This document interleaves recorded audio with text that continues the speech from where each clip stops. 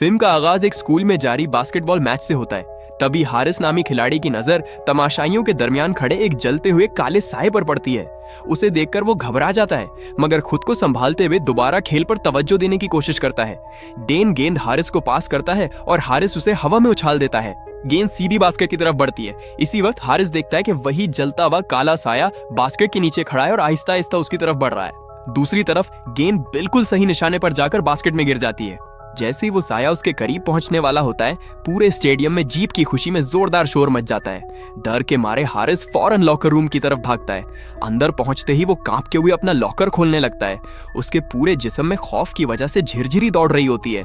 वो लॉकर से कोई चीज निकालता है और उसे तबाह करने का फैसला करता है। इसी वक्त उसे उस साए के भारी कदमों की आवाज अपनी तरफ आती सुनाई देती है। उसके पहुंचने से पहले ही वो उस चीज को एक वजनी प्लेट से तोड़ देता है। फिर वो बड़बड़ाता है कि अब वो खत्म हो चुकी है और जोर से चलाता है कि मुझे अकेला छोड़ दो। डरते डरते वो आगे बढ़कर देखने की कोशिश करता है कि क्या साया सच में गायब हो गया है। तभी अचानक दरवाजा खुल जाता है, लेकिन अंदर वो साया नहीं बल्कि उसके साथी खिलाड़ी आते हैं जो जीत का जश्न मना रहे होते हैं। इसके बाद हारिस नहाते हुए दिखाई देता है और उसे लगता है कि आखिरकार वो साया उसका पीछा छोड़ चुका है। अचानक उसे अपनी पीठ से काला पानी निकलता हुआ नजर आता है। वो फौरन शावर बंद कर देता है और पीछे मुड़कर देखता है। उसके सामने वही जलता हुआ साया खड़ा होता है। वो अपना हाथ उसके मुंह के अंदर घुसा देता है और अगले ही पल हारिस का पूरा जिस्म आग के शोलों में घिर जाता है। उसके साथी खिलाड़ी बाथरूम में दौड़ कर आते हैं और अपने सामने हारिस को जिंदा जलता देखकर दहशत में आ जाते हैं। इसके बाद कहानी 6 माह आगे बढ़ती है। अब हमारी मुलाकात क्रिस नामी एक लड़की से होती है जो हाल ही में अपने कजन रेल के घर रहने आई है। वो अपने कमरे की खिड़की के पास स्केच बना रही होती है। तभी रेल उसके लिए नाश्ता लेकर आता है और कहता है कि उसे तैयार हो जाना चाहिए क्योंकि आज इसे अपने नए स्कूल जाना है। जब दोनों स्कूल पहुंचते हैं तो क्रिस को पता चलता है कि उसे हॉर्स का पुराना लॉकर मिला है जिस पर अब भी उसका नाम लिखा हुआ है।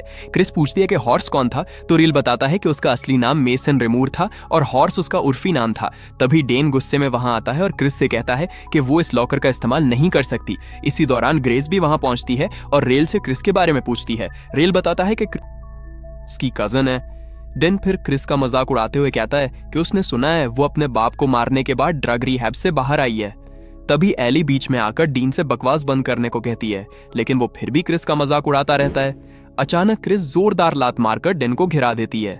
इसी वक्त उनके टीचर मिस्टर क्रेवन वहां आ जाते हैं और क्रिस, डेन, रेल और ग्रेस को डिटेंशन दे देते हैं।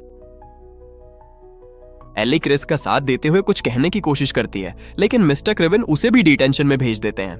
बाद में एली क्रिस से माफी मांगने की कोशिश करती है और कहती है कि बाकी लोगों की तरफ से वो शर्मिंदा है, लेकिन क्रिस ठंडे अंदाज में जवाब देती है कि उसे किसी की मदद या एहसान की जरूरत नहीं है। उसके बाद एली वहां से चली जाती है। लॉकर के पास खड़ी क्रिस को वही अजीब चीज मिलती है जिसे हारिस ने पहले तोड़ दिया था। वो उसे खोलती है और उसके अंदर एक खोपड़ी की शक्ल की पुरस्कार चीज देखती है। गौर से देखने पर उसे पता चलता है कि वो किसी सीटी जैसी लग रही है। क्रिस उसे बजाने ही वाली होती है कि तभी स्कूल की घंटी बज जाती है, इसलिए वो रुक जाती है और इस चीज को अपने बैग में रख लेती है। उसके बाद पांचों लोग मिस्टर क्रेवन की डिटेंशन क्लास में पहुंचते हैं। उसी दौरान क्रिस के बैग से वो सीटी जैसी चीज गलती से निकलकर डेस्क पर गिर जाती है। क्रिस बताती है कि उसे वो अपने लॉकर में मिली थी। मिस्टर क्रेवन उसे उठाकर गौर से देखने लगते हैं। जब वो इसे और करीब से देखते हैं तो उस पर कुछ अल्फाज खुदे हुए नजर आते हैं। वो उन्हें पढ़ते हैं। ग्रेस उन अल्फाज का मतलब बताती है और कहती है कि उनका मतलब है मर्दों को बुलाना। क्रिस इस चीज को वापस लेने की कोशिश करती है, लेकिन मिस्टर क्रेवन उसे रोक देते हैं। वो कहते हैं कि चूंकि ये स्कूल की प्रॉपर्टी पर मिली है, इसलिए अब वो इसे अपने पास रखेंगे। इसके बाद वो डिटेंशन खत्म कर देते हैं और सजा के तौर पर उन सबको एक प्रोजेक्ट दे देते हैं। बाद में एली मशवरा देती है कि शाम को सब लोग ग्रेस के घर मिलकर प्रोजेक्ट पर काम करें। इधर क्लासरूम में मिस्टर क्रेवन इंटरनेट पर ऐसी ही चीजों के बारे में छानबीन कर रहे होते हैं। उन्हें पता चलता है कि इस तरह की चीजें बहुत ऊंची कीमत पर बिक सकती हैं। इसकी असल कीमत जानने के लिए वो तय करते हैं कि पहले जांचा जाए कि वो सही से काम भी करती है या नहीं। जैसे ही वो उस सीटी में फूंक मारते हैं, क्लासरूम के दरवाजे का कांच अचानक टूट जाता है। ये देखकर वो चौंक जाते हैं और समझ जाते हैं कि वो पुरस्कार चीज सचमुच काम करती है। दूसरी तरफ रेल को याद आता है कि उसकी किताब क्लासरूम में ही रह गई है। वो जल्दी से उसे लेने वापस जाता है। वहां पहुंचकर वो देखता है कि मिस्टर क्रेवन क्लासरूम से निकलकर वॉशरूम की तरफ जा रहे हैं। रियाल अंदर जाकर अपनी किताब उठाने लगता है, लेकिन तभी उसकी नजर मिस्टर क्रेवन के लैपटॉप पर पड़ती है। स्क्रीन पर इस पुरस्कार चीज की बहुत ज्यादा कीमत देखकर वो हैरान रह जाता है। स्कूल के बाहर एक लड़का क्रिस के पास आता है और उससे बात करने लगता है। वो अपना नाम नोआ बताता है और कहता है कि वो एक नौजवान पादरी है। क्रिस उसे बताती है कि उसे मजहब में ज्यादा दिलचस्पी नहीं है, लेकिन नुआ फिर भी उसे कभी अपने चर्च आने की दावत देता है। ताहम अगले ही लम्हे वो क्रिस को नशावर चीजें बेचने की कोशिश करने लगता है। इसी वक्त रेल बीच में आ जाता है, लेकिन नोआ आसानी से उसे काबू कर लेता है। वो रेल को धमकी देता है और वहां से चला जाता है। इसके जाने के बाद रेल क्रिस को बताता है कि इस शहर के वालिदैन नोआ को बहुत इज्जत देते हैं और अपने बच्चों को उसके चर्च भेजते हैं, लेकिन हकीकत में वो उन्हें नशावर चीजें बेचता है और इसकी वजह से एक बच्चे की मौत भी हो चुकी है। इसके बाद मंजर फिर मिस्टर क्रीवियन की तरफ जाता है, जो एक शानदार छुट्टी की बुकिंग कर रहे होते हैं, लेकिन तभी उन्हें एहसास होता है कि वो प्रासरार चीज गायब है। वो घबराकर उसे हर जगह ढूंढने लगते हैं, मगर वो कहीं नहीं मिलती। दूसरी तरफ सब लोग प्रोजेक्ट पर काम करने के लिए ग्रेस के घर जमा हो जाते हैं। तभी रियल सबको वो प्रासरार चीज दिखाता है जिसे उसने चुपके से मिस्टर क्रेवियन की डेस्क से चुरा लिया था। इधर स्कूल में मिस्टर क्रेवियन को राहदारी से कुछ अजीब आवाजें सुनाई देती हैं। वो चेक करने के लिए क्लासरूम से बाहर निकलते हैं और सफाई करने वाले चार्ली को आवाज देते हैं। इसी वक्त उनकी नजर एक आदमी पर पड़ती है जो अस्पताल के कपड़े पहने हुए राहदारी वो बिल्कुल साकित खड़ा होता है। मिस्टर क्रेवियन उसे खबरदार करते हैं कि उन्होंने सिक्योरिटी को बुला लिया है और स्कूल बंद हो चुका है। वो आदमी आहिस्ता आहिस्ता उनकी तरफ बढ़ने लगता है, लेकिन तभी अचानक चार्ली मिस्टर क्रेवियन के पीछे आ जाता है, जिससे वो बुरी तरह चौंक जाते हैं। जब वो दोबारा सामने देखते हैं तो वो पुरस्कार आदमी गायब हो चुका होता है। मिस्टर क्रेवियन वापस अपने क्लासरूम में लौट आते हैं, लेकिन थोड़ी देर बाद उन्हें महसूस होता है कि सांस लेते वक्त उनके मुंह से धुआं निकल रहा है। अचानक वही डरावना आदमी उनके नमूदार हो जाता है, जिसके मुंह से खून टपक रहा होता है। वो अपना हाथ मिस्टर क्रेवियन के पेट के अंदर घुसा देता है और उनके गुर्दे को जोर से दबाने लगता है। अगले ही लम्हे मिस्टर क्रेवियन के सर के बाल और दाढ़ी झड़ जाते हैं, उनके मुंह से खून बहने लगता है और उनका चेहरा आहिस्ता आहिस्ता उसी खौफनाक मखलूक जैसा दिखने लगता है। कुछ ही लम्हों बाद वो जमीन पर गिर पड़ते हैं और उनकी मौत हो जाती है। इसके बाद मंजर फिर ग्रेस के घर पर पहुंचता है, जहां उसका छोटा भाई टिम्मी बालकनी से इन सबको देख रहा होता है। ग्रेस उसे वापस अपने कमरे में जाने के लिए कहती है। फिर वो इस पेसरार चीज देखकर उसकी तारीफ करती है और कहती है कि वो बहुत खूबसूरत लगती है। डेन उसे उस सीटी में फूंक मारने के लिए उकसाता है, लेकिन क्रिस फैसला करती है कि अब उसे वहां से निकल जाना चाहिए। एली उसे रोकने की कोशिश करती है, मगर तभी ग्रेस उस प्रासरार सीटी में फूंक मार देती है। फौरन एक बेहद तेज और कान फाड़ देने वाली आवाज पूरे घर में गूंज उठती है। सब लोग अपने कान ढक लेते हैं। कुछ देर बाद जब सब कुछ पुरसुकून हो जाता है तो क्रिस वहां से चली जाती है। एली उसके पीछे बाहर आती है और उसे हार्वेस्ट फेस्टिवल में आने की दावत देती है। वो समझाती है कि शायद ये आखिरी मौका हो जब सब लोग इस तरह एक साथ हों, क्योंकि जल्द ही हर कोई अपनी अपनी जिंदगी में आगे बढ़ जाएगा। तभी रियल भी बाहर आ जाता है। एली क्रिस से कहती है कि फेस्टिवल के बारे में उसे मैसेज जरूर करना। उसके बाद एली वहां से चली जाती है। उस रात क्रिस एली को मैसेज भेजने की कोशिश करती है, लेकिन वो बार बार अपना पैगाम मिटाकर दोबारा लिखती रहती है, क्योंकि उसे समझ नहीं आता कि क्या कहे। आखिरकार वो लिखती है कि उसे कहीं भी जाने से डर लगता है और उसे डर है कि वो अपनी जिंदगी फिर से खराब कर सकती है। फिर भी वो एली को बेहतर तरीके से जानना चाहती है। वो ये भी लिखती है कि पूरे साल में एली की मुस्कुराहट सबसे अच्छी चीज है जो उसने देखी है। इसी वक्त क्रिस खिड़की से बाहर देखती है। उसे अपने घर के सामने दरख्त की एक शाख पर कोई खड़ा दिख देता है। हैरानी की बात यह होती है कि वो शख्स बिल्कुल क्रिस जैसा दिख रहा होता है। तभी अचानक रील उसके कमरे में आ जाता है, जिससे क्रिस बुरी तरह चौंक जाती है। क्रिस उसे बताती है कि अभी कोई दरख्त पर खड़ा था, लेकिन जब दोनों दोबारा बाहर देखते हैं तो वहां कोई नहीं होता। गलती से क्रिस वही लंबा पैगाम एली को भेज देती है। कुछ ही देर बाद एली की तरफ से मुस्बत जवाब आता है। क्रिस शर्मिंदगी महसूस करती है और रील को पूरा मैसेज दिखाती है। इधर ग्रीस स्विमिंग पूल के पास बैठी अपने प्रोजेक्ट पर काम कर रही होती है। तभी उसे कोई आवाज सुनाई देती है। एक धीमी सरगोशी उसका नाम पुकारती है। ग्रेस सोचती है कि शायद उसका छोटा भाई टिमी उसे बुला रहा है। वो पूल से बाहर निकलती है। फिर उसे वही सरगोशी दोबारा सुनाई देती है। वो एहतियात से आगे बढ़ती है। अचानक उसके पीछे से कोई आवाज आती है। जैसे ही वो मुड़कर देखती है, कोई चीज तेजी से उसके पीछे से रेंगती हुई निकल जाती है। फिर उसकी नजर फर्नीचर के पीछे छुपे किसी शख्स पर पड़ती है। उसे लगता है कि शायद डेन उसे डराने की कोशिश कर रहा है। घबराते हुए वो फर्नीचर की तरफ बढ़ती है, लेकिन जब पीछे झांक कर देखती है तो वहां कोई नहीं होता। तभी अचानक कोई उसे छू लेता है। ग्रेस चीख पड़ती है और फौरन पीछे मुड़ती है। वहां थोड़ी दूरी पर टमी खड़ा होता है। वो बताता है कि उनकी माँ उसे अंदर बुला रही है। इस पूरे वाक्य से ग्रेस बुरी तरह डर जाती है। अगली सुबह स्कूल में मिस्टर क्रेवन की मौत पर ताजियती तकरीब रखी जाती है। ग्रेस क्रिस और रियल को बताती है कि पिछली रात मिस्टर क्रेवन की मौत हो गई थी। एली कहती है कि उन्हें फेफड़ों का कैंसर था। तकरीब के दौरान एली की नजर अपने सामने बैठी एक लड़की पर पड़ती है। अचानक इस लड़की का सर कांपने लगता है और हड्डियों के चटकने जैसी डरावनी आवाजें आने लगती हैं। आहिस्ता आहिस्ता वो अपना सर पीछे की तरफ मोड़ती है। फिर उसका चेहरा बदलकर एली जैसा दिखने लगता है। उसके बाद वो आहिस्ता से एली का नाम सरगोशी में लेती है। इसी वक्त ग्रेस ढांचे वाली सीटी वापस क्रिस को लौटा लेती है। जब एली दोबारा सामने देखती है तो वो पुरस्कार लड़की गायब हो चुकी होती है। इसके बाद क्रिस फैसला करती है कि उसे वो पुरस्कार चीज मैसन के खानदान को लौटा देनी चाहिए। एली इसकी बात से मुत्तफिक हो जाती है और उसके साथ चलने की पेशकश करती है। फिर दोनों मैसन के घर पहुंचती हैं। वहां पहुंचकर क्रिस दरवाजा खटखटाती है, लेकिन उसे पता चलता है कि दरवाजा पहले से खुला हुआ है। दोनों अंदर चली जाती हैं और आवाज लगाकर पूछती हैं कि घर में कोई है या नहीं। तभी क्रिस को एक कमरे से कोई आवाज सुनाई देती है। वो अंदर झांक कर देखती है और पाती है कि कमरा तरह तरह की पुरानी और कीमती चीजों से भरा हुआ है। इसी वक्त मेसन की दादी आईवी सीढ़ियों से नीचे आती हैं। वो बताती हैं कि बैंक जल्द ही उनका घर अपने कब्जे में लेने वाला है। इसके बाद वो क्रिस और एली को उस कमरे में ले जाती हैं जहां पुरानी नायाब चीजों का बड़ा जखीरा रखा हुआ होता है। बताती हैं कि उन्होंने अपनी पूरी जिंदगी दुनिया भर में घूमकर ऐसी नायाब चीजें इकट्ठी की हैं। वो कहती हैं कि हर सकाफत, मजहब और सोच का मौत के बारे में अपना अलग अकीदा होता है। जब क्रिस पूछती है कि क्या ये ढांचे वाली सीटी भी उनके जखीरे का हिस्सा है और बताती हैं कि इसे ये मेसन के लॉकर में मिली थी, तो आईवी जवाब देती हैं कि क्रिस ने इस चीज को नहीं ढूंढा, बल्कि इस चीज ने क्रिस को ढूंढा है, बिल्कुल वैसे ही जैसे उसने पहले उनके पोते को ढूंढा था और कभी उन्हें भी। फिर आईवी बताती हैं कि कई साल पहले उन्हें ये ग्वाटेमाला की एक पिछली गली के बाजार में मिली थी। उनके मुताबिक इस चीज ने उनकी बेटी और उनके पोते की जान ले ली थी और आगे भी यह कई लोगों की जान लेने वाली है। जब क्रिस पूछती है कि आखिर ये चीज है क्या, तो आईवी इसे इन चोका कहती हैं। क्रिस बताती है कि इसकी रिसर्च के मुताबिक इसका मतलब मर्दों को बुलाना है, लेकिन आईवी इसकी इस्लाह करते हुए कहती हैं कि इसका असल मतलब अपनी मौत को बुलाना है। वो समझाती हैं कि जिस दिन किसी इंसान की पैदाइश होती है, उसी दिन दुनिया में कहीं न कहीं उसकी मौत की भी पैदाइश हो जाती है।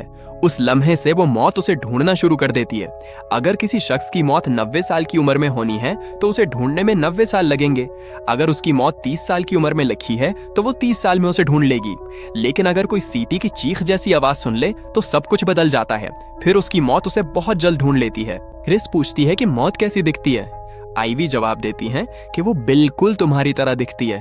तुम उसी रूप में बदल जाते हो जैसे अपनी आखिरी सांस के वक्त दिखने वाले थे।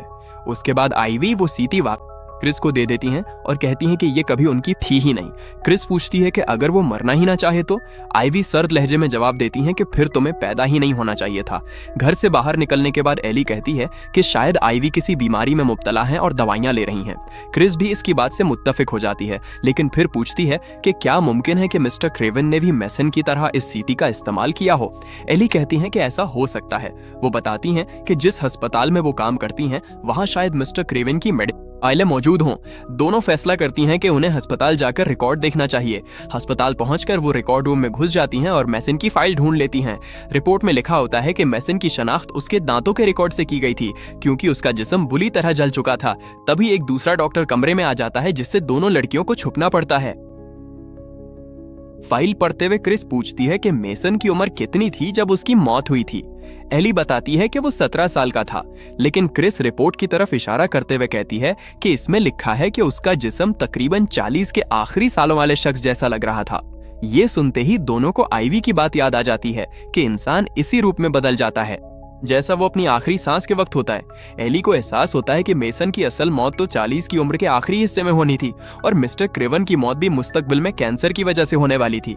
अचानक दोनों लड़कियों को पूरी सच्चाई समझ आ जाती है। उन्होंने भी उस सीटी की आवाज सुनी थी। उन्हें एहसास होता है कि अब वो सब खतरे में हैं, इसलिए वो फौरन बाकी लोगों को खबरदार करने का फैसला करती हैं। उसके बाद मंजर हार्वेस्ट फेस्टिवल की तरफ बदल जाता है। रेल पूरी तरह तैयार होकर फेस्टिवल में पहुंचता है। वहां मौजूद तकरीबन तमाम लोग भूतों जैसे लिबास पहने हुए होते हैं। तभी रील देखता है कि ग्रेस नोवा से नशावर चीजें ले रही है। रेल उसके पास जाता है और आखिरकार अपने दिल की बात कह देता है। वो ग्रेस से अपनी मोहब्बत का इजहार कर देता है। ग्रेस बहुत नरमी से उसे मना कर देती है। वो कहती है कि रेल एक अच्छा इंसान है और कोई दूसरी लड़की इसके साथ उससे कहीं ज्यादा खुश रहेगी। उसके बाद ग्रेस भागकर डीन के पास पहुंचती है और उसे गले लगा लेती है। वो डीन को चैलेंज देती है कि वो भूल भुलैया के बीच में लगी घंटी तक पहुंचेगी और 2 मिनट के अंदर उसे बजा कर दिखाएगी। एली और क्रिस भी फेस्टिवल में पहुंच जाती हैं। बाहर उनकी मुलाकात फिर से नोवा से होती है। नोवा एक बार फिर क्रिस को नशावर चीजें बेचने की कोशिश करता है। एली फौरन उसे लात मार देती है। उसके जवाब में नोवा चाकू निकाल लेता है, लेकिन क्रिस फिरती से उसका चाकू छीन लेती है। वो नोवा को याद दिलाती है कि उसके बेचे हुए नशे की वजह से एक बच्चे की मौत हो चुकी है। उसके बाद क्रिस उसी चाकू से उसकी नाक काट देती है और एली के साथ फेस्टिवल के अंदर भाग जाती है। भूल भुलैया के अंदर ग्रेस आगे बढ़ती रहती है। रास्ते में भूतों का लिकास पे लोग अचानक सामने आकर उसे डराने की कोशिश करते हैं, लेकिन ग्रेस मुसलसल बीच में लगी घंटी को ढूंढती रहती है। अचानक उसकी नजर अपने सामने खड़ी एक बूढ़ी औरत पर पड़ती है। वो औरत आहिस्ता आहिस्ता उसकी तरफ मुड़ती है और सरगोशी में उसका नाम लेती है। ग्रेस डरकर वहां से भागने की कोशिश करती है, लेकिन अगले ही पल वही बूढ़ी औरत फिर उसके सामने दिखाई देने लगती है और उसका पीछा करना शुरू कर देती है। घबरा कर ग्रेस डीन को फोन करती है। उसे मुसलसल कोई अपना नाम सरगोशी में पुकारता हुआ सुनाई देता रहता है। वो डीन को उस बूढ़ी औरत के बारे में बताती है, लेकिन डीन उसकी बात को संजीदगी से नहीं लेता। अचानक वो बूढ़ी औरत एक बार फिर ग्रीस के बिल्कुल सामने आ खड़ी होती है। डर के मारे ग्रीस जमीन पर गिर पड़ती है, जबकि वो औरत उसकी तरफ रेंगते हुए बढ़ने लगती है। हिम्मत जटाकर ग्रीस पास पड़ा एक बेलचा उठा लेती है। तभी वो औरत ग्रीस की पीठ की तरफ इशारा करती है। जब ग्रीस पीछे मुड़कर देखती है तो अचानक उसे वही बूढ़ी औरत अपने पीछे खड़ी दिखाई देती है। घबराकर ग्रीस पूरी ताकत से बेलचा उसकी तरफ घुमा देती है। ग्रेस और वो औरत दोनों जमीन पर गिर जाती हैं। ग्रेस देखती है कि बूढ़ी औरत के सर पर चोट लगी हुई है, लेकिन तभी उसे एहसास होता है कि बिल्कुल वैसा ही जख्म उसके अपने सर पर भी उभर आया है। अचानक वो औरत मुस्कुराने लगती है। फिर वो एक इंतहाई खौफनाक और गैर फितरी तरीके से उठ खड़ी होती है और ग्रेस का पीछा करना शुरू कर देती है। ग्रेस जान बचाकर भागती है, लेकिन कुछ देर बाद भूल भुलैया के एक बंद रास्ते पर पहुंच जाती है। खुशकिस्मती से उसे वहां एक छोटा सा सुराग दिखाई देता है। वो फौरन उसके अंदर घुसकर रेंगते हुए निकलने की कोशिश करती है। थोड़ी देर बाद उसे एहसास होता है कि वो बूढ़ी औरत भी उसके पीछे पीछे उसी सुराख में घुस आई है। ग्रेस तेजी से आगे बढ़ने की कोशिश करती है, लेकिन तभी वो औरत उसका पैर पकड़ लेती है और उसे पीछे खींचने लगती है। उसके बाद वो अपनी उंगली ग्रेस के पैर में घुसा देती है, फिर अपना हाथ जबरदस्ती उसके मुंह के अंदर डाल देती है। अगले ही पल ग्रेस के जिस्म का आधा हिस्सा बूढ़ा होने लगता है। किसी तरह ग्रेस खुद को छुड़ाने में कामयाब हो जाती है। वो सुराख से बाहर निकलती है और उस घंटी तक पहुंच जाती है जो खेल खत्म होने का इशारा देती है। वो घंटी तक पहुंचने की कोशिश ही कर रही होती है कि तभी उसके पीछे से एक खौफनाक आवाज सुनाई देती है। अचानक वो बूढ़ी औरत उसके ऊपर हवा में लटकी हुई दिखाई देती है। फिर वो ग्रेस की जिंदगी की ताकत खींचने लगती है। कुछ ही लम्हों में ग्रेस का पूरा जिस्म उसी बूढ़ी औरत जैसा बूढ़ा हो जाता है, क्योंकि मुस्तकबिल में उसकी मौत इसी उम्र में होने वाली थी। फिर भी ग्रेस आखिरी कोशिश करते हुए घंटी बजाने में कामयाब हो जाती है। इसी वक्त डैन वहां पहुंचता है। अपने सामने ग्रेस के इंतहाई बूढ़े और बेजान जिस्म को लटका हुआ देखकर वो दंग रह जाता है। बाद में स्कूल के बास्केट कोर्ट पर एली और क्रिस रेल और डेन को ग्रेस की मौत की सच्चाई बताती हैं, लेकिन डेन उनकी बात मानने से इनकार कर देता है। वो कहता है कि वो ग्रेस नहीं थी, बल्कि कोई और था जो उस जैसा भेष बनाकर आया था। क्रिस समझाती है कि वो वाकई ग्रेस ही थी और उसकी किस्मत में बुढ़ापे से मरना लिखा था। एली मजीद बताती है कि सीटी ग्रेस ने बजाई थी, लेकिन इसकी आवाज इन सब ने सुनी थी और इसी आवाज ने इन सब की मौतों को उनकी तरफ बुला लिया है। ये सुनकर रेल गुस्से में डेन को कसूरवार ठहराने लगता है। वो कहता है कि उसी ने ग्रेस को सीटी बजाने का चैलेंज दिया था। डेन गुस्से में रेल को मुक्का मार देता है। फिर वो कहता है कि उसे मालूम है रेल ग्रेस से प्यार करता था, लेकिन इस जैसे लोगों की कभी कोई उम्मीद नहीं थी। ये बात रेल के दिल पर गहरी चोट करती है। वो वहां से भाग जाता है और कुछ देर बाद डेन भी वहां से चला जाता है। बाद में डेन नशे की हालत में अपने घर पहुंचता है और चुपके से अपने कमरे में घुस जाता है। जैसे ही वो लाइट ऑन करता है, उसे आईने में एक साया दिखाई देता है। उसे देखकर वो बुरी तरह डर जाता है। वो आदमी आहिस्ता आहिस्ता उसकी तरफ बढ़ने लगता है, लेकिन जैसे ही डीन तेज रोशनी वाली दूसरी लाइट जला देता है तो वो साया गायब हो जाता है। इधर रेल बारिश में अकेला बैठा होता है। एली क्रिस को बताती है कि रेल बचपन से ही ग्रेस से प्यार करता था। क्रिस कहती है कि उन्हें इस लानत को रोकने का कोई तरीका ढूंढना होगा, इसलिए दोनों फिर से आईवी के पास जाने का फैसला करती हैं। रास्ते में क्रिस अपनी पुरानी कहानी एली को बताती है। वो बताती है कि तकरीबन 1 साल पहले उसने नशे की बहुत ज्यादा मिकदार ले ली थी। उसके वालिद ने उसे पाया और फौरन अस्पताल ले जाने के लिए निकल पड़े, लेकिन रास्ते में उनकी कार एक ट्रक से टकरा गई। क्रिस को लगता है कि उसके अपने फैसलों की वजह से उसके वालिद की जान गई और वो इस बात को कभी बदल नहीं सकती। एली उसकी पूरी बात गौर से सुनती है और कहती है कि हर इंसान अपने अंदर किसी न किसी बोझ को लेकर जीता है। उधर रेल अब भी बारिश में बैठा होता है। अचानक उसे लगता है कि बारिश का पानी खून में बदल गया है। फिर उसे अपनी मौत के खौफनाक मनाजिर दिखाई देने लगते हैं। वो खुद को इस स्टील मिल की बड़ी मशीन के अंदर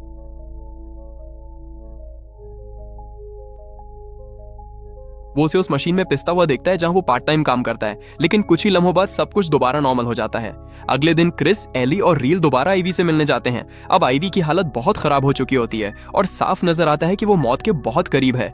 क्रिस उन्हें बताती है कि वो लानत पहले ही उनकी एक दोस्त की जान ले चुकी है और पूछती है कि क्या उसे रोकने का कोई तरीका है। आईवी समझाती है कि मौत को रोका नहीं जा सकता, एक बार उसे बुला लिया जाए तो वो कभी पीछे नहीं हटती। अलबत्ता वो ये भी बताती है कि इसका रास्ता बदलने का एक तरीका जरूर है, अपनी मौत के बदले किसी और की जिंदगी दे दो। वो समझाती हैं कि जब मौत करीब आ जाए तो इंसान अपने खून से किसी दूसरे शख्स को निशानजद कर सकता है और उसे अनचोका के लिए कुर्बानी के तौर पर पेश कर सकता है। ऐसा करने पर वो लानत उस शख्स को छोड़कर उसकी जगह उस कुर्बानी को अपना निशाना बना लेती है।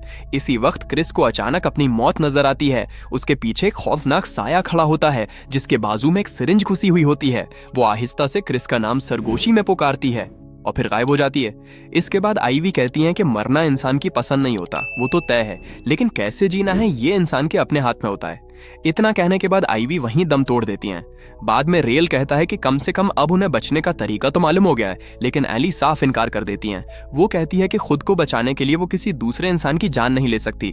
तब क्रिस उन्हें बताती है कि उसने अभी अभी अपनी मौत देखी है। उस साए के बाजू में सिरिंज लगी हुई थी जिससे लगता है कि उसकी मौत नशे की ज्यादा मिकदार लेने से होने वाली थी।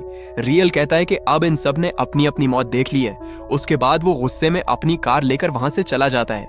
मंजर अब दोबारा डेन की तरफ जाता है। ग्रेस की मौत का सदमा अभी भी उस पर गहरा असर डाल रहा होता है। वो टेलीविजन पर उसकी मौत से जुड़ी खबरें देख रहा होता है। अचानक उसकी नजर अपने कमरे के दरवाजे के हैंडल पर पड़ती है जो आहिस्ता आहिस्ता हिलने लगता है। इसे लगता है कि शायद उसके वालिदैन आए हैं, इसलिए वो उठकर देखने जाता है, लेकिन दरवाजा आहिस्ता आहिस्ता खुलता है और उसके पीछे से एक हाथ नजर आता है। डर कर दीन इस तरफ एक कुर्सी फेंक देता है। बाहर से उसके वालिदैन पूछते हैं कि अंदर क्या हो रहा है, लेकिन बीन उन्हें अंदर आने से मना कर देता है क्योंकि उसे डर होता है खौफनाक साया भी अंदर आ जाएगा। वो जल्दी जल्दी फर्नीचर खींचकर दरवाजे के सामने लगाने लगता है, जबकि उसके वालिदैन मुसलसल दरवाजा खोलने की इल्तिजा करते रहते हैं। तभी अचानक उसकी मौत उसके पीछे जाहिर हो जाती है। डेन की किस्मत में एक खौफनाक हादसे में मरना लिखा था। अब वो साया वही मौत उस पर मुसल्लत करने लगता है। ऐसा लगता है जैसे किसी नादीदा गाड़ी ने उसे जोरदार टक्कर मार दी हो।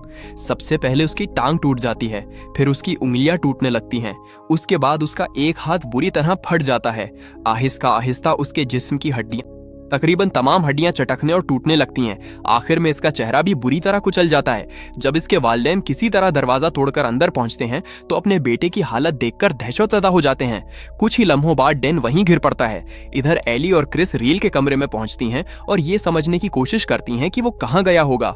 थोड़ी देर बाद उन्हें अंदाजा हो जाता है कि वो कहां हो सकता है। मंजर अब नूह के चर्च की तरफ बदलता है। रेल वहां पहुंचता है और हाथ में बंदूक लेकर अंदर चला जाता है। वो बंदूक देता है, लेकिन नूह फिरती से उसे काबू कर लेता है और बंदूक उसी पर तान देता है। रेल हंसने लगता है और कहता है कि उसकी मौत इस तरह नहीं लिखी गई है। नूह ट्रिगर दबाता है, लेकिन बंदूक नहीं चलती। इस मौके का फायदा उठाकर रेल उस पर हमला कर देता है और उसे नीचे गिरा देता है। इसके बाद मंजर स्टील मिल में पहुंचता है। वहां रेल ने नूह को बांध रखा होता है। उसका मंसूबा अपनी मौत नूह को सौंपने का होता है।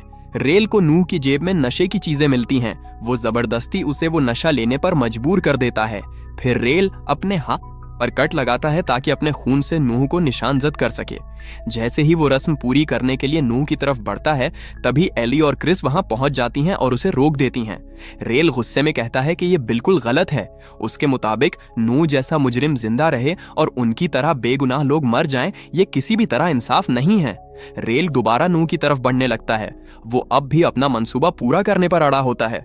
जैसे ही वो अपने खून से नूह को निशानजद करने वाला होता है, क्रिस उसे रोक लेती है और कहती है कि उसे ऐसा करने की जरूरत नहीं है, वो लोग कोई दूसरा रास्ता ढूंढ सकते हैं। रेल कुछ पल रुकता है, फिर मुड़कर कहता है कि एक ना एक दिन हर इंसान को मरना ही पड़ता है।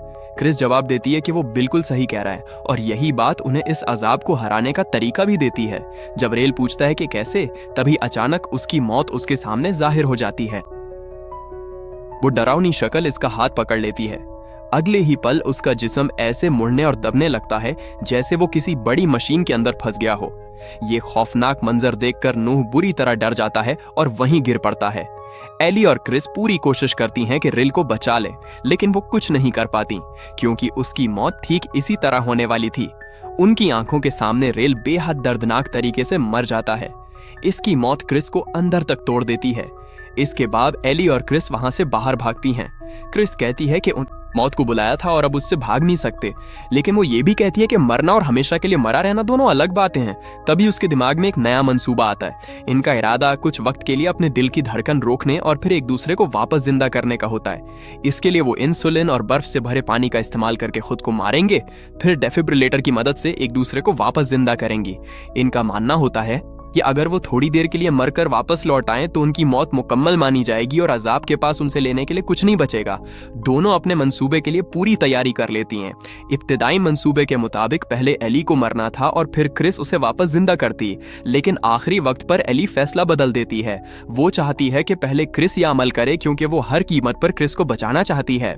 एली क्रिस को इंसुलिन का इंजेक्शन देती है। क्रिस की मौत कमरे में दिखाई देती है और मुस्कुराने लगती है। एली क्रिस को बर्फ से भरे पानी के टब में डाल देती है। आहिस्ता आहिस्ता महसूस होने लगता है कि वो डूब रही है और जिंदगी उससे दूर होती जा रही है। कुछ देर बाद एली उसे बाहर निकालकर फर्श पर लिटा देती है। अब एली मंसूबे के मुताबिक उसे वापस जिंदा करने की कोशिश शुरू करती है। इधर नूह को होश आ जाता है। वो किसी तरह अपने बंधन खोल लेता है और बंदूक उठा लेता है। उसी दौरान एली पूरी ताकत से क्रिस को वापस लाने की कोशिश करती रहती है, लेकिन क्रिस की मौत मुसलसल उसे अपनी तरफ खींच रही होती है। एली बार बार सीपीआर देती है और हार मानने से इनकार कर देती है। कुछ ही देर में एली को एहसास होता है कि उसकी अपनी मौत भी वहां पहुंच चुकी है। क्रिस की मौत मुसलसल उस पर हावी होने की कोशिश करती रहती है, जबकि एली उसे वापस लाने के लिए जद्दोजहद करती रहती है। तभी नूह वहां पहुंच जाता है जहां एली और क्रिस मौजूद होती हैं। गुस्से में वो चिल्लाकर पूछता है कि वो लोग कौन सा शैतानी अमल कर रही हैं। उसके बाद वो एली पर गोली चला देता है। गोली लगने के बावजूद एली क्रिस को जिंदा करने की कोशिश नहीं छोड़ती। इधर क्रिस जिंदगी और मौत के दरमियान कहीं भटक रही होती है। तभी उसे एली की आवाज सुनाई देती है जो उसे वापस बुला रही होती है। क्रिस को एली के साथ गुजारे पल याद आने लगते हैं। वो अपनी मौत के खिलाफ पूरी ताकत से लड़ती है। आखिरकार बड़ी मुश्किल से वो वापस जिंदगी में लौट आती है, लेकिन आंखें खुलते ही वो देखती है कि एली की मौत उसके पास बैठी हुई है और एली जमीन पर बेहिस और हरकत पड़ी है। इसी वक्त नूह वहां आता है। वो बेहद घबराया हुआ होता है, हाथ में बंदूक लिए बदला लेने के लिए तैयार। अचानक उसका हाथ एली के खून को छू जाता है। जैसे ही ऐसा होता है एली की मौत गायब हो जाती है और एली दोबारा जिंदा हो उठती है। नूह को समझ ही नहीं आता कि क्या हुआ है। वो एली की रूह के लिए दुआ करने लगता है, लेकिन उसे नहीं पता होता कि इसी दौरान उसने अपनी मौत को बुला लिया है। जब वो लड़कियों पर बंदूक तानता है तभी उसकी मौत उसके सामने जाहिर हो जाती है। घबरा कर नूह उस पर गोलियां चलाने लगता है, लेकिन गोलियां किसी तरह उसी को लग जाती हैं। वो जमीन पर गिर पड़ता है। उसकी मौत आहिस्ता आहिस्ता उसकी तरफ बढ़ती रहती है। डर के मारे नूह चीखने लगता है। आखिरकार वो खौफनाक शक्ल उसकी जान ले लेती है। फिल्म के आखिर में एली और क्रिस दोनों जिंदा बच जाती हैं। उसके बाद कहानी 3 महीने आगे बढ़ जाती है। क्रिस अपने स्कूल की राहदारी में चल रही होती है कि अचानक उसे अपनी मौत फिर से सामने खड़ी दिखाई देती है, लेकिन इस बार वो डरती नहीं है। वो शक्ल आहिस्ता आहिस्ता गायब हो जाती है। अब क्रिस और एली दोनों हाथों में हाथ डाले साथ साथ चलते हुए दिखाई देती हैं। कुछ वक्त बाद हमारी मुलाकात एक नई तालिबा आशा से होती है, जिसने हाल ही में स्कूल में दाखिला लिया है। उसे एक लॉकर दिया जाता है, लेकिन जब वो लॉकर खोलती है तो उसके अंदर वही पुरअसरार सीटी रखी हुई मिलती है जिसने पहले इतनी मौतें और तबाही मचाई थी। बाद में स्कूल की एक असेंबली मुनक्किद की जाती है। वहां प्रिंसिपल तमाम तुलबा के सामने आशा का तारुफ कराते हैं और ऐलान करते हैं कि वो वायलिन पर स्कूल का तराना बजाएगी। पूरा स्कूल तालियां बजाकर इसका इस्तकबाल करता है। वायलिन बजाने से पहले आशा अपनी जेब से वही पुरअसरार सीटी निकालती है। जैसे ही क्रिस और एली उसे देखते हैं, दोनों घबराकर जोर से चिल्लाती हैं और उसे रोकने की कोशिश करती हैं, लेकिन तब तक बहुत देर हो चुकी होती है। आशा सीटी में फूंक मार देती है। फौरन वही कान फाड़ देने वाली डरावनी आवाज पूरे स्कूल में गूंज उठती है और कहानी यहीं खत्म हो जाती है।